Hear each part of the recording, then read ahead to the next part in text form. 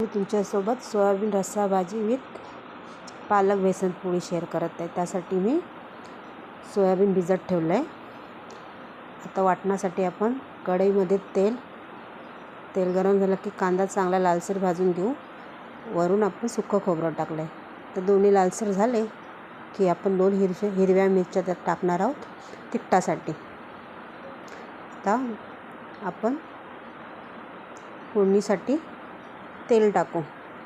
त्यात कांदा आणि वरून टमाटर टाकलं आहे आणि 2-3 लसणाच्या पाकळ्या चेचून टाकल्यात। लाल तिखट, हळद, कस्तुरी मेथी टाकली, चांगलं ढवळून घेतलं। आता सोयाबीन वरून टाकू। गाळून टाकलं आहे पाणी, तर थोडं पाणी ओतूया। 5-10 मिनटं चांगलं शिजून देऊ। चवीपुरती मीठ टाकलं। शिजून झाल्यानंतर 10 मिनटानंतर त्यात वाटण टाकलं।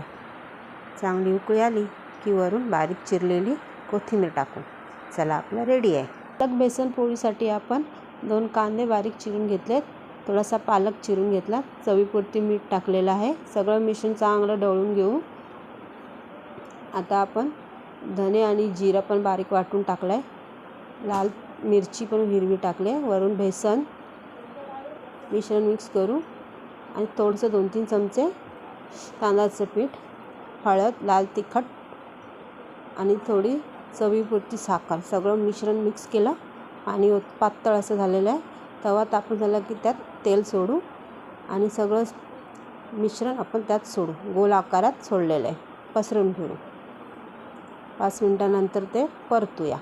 किती छान असा लालसर रंग आलेला आहे। ते रेडी झालेलं आहे।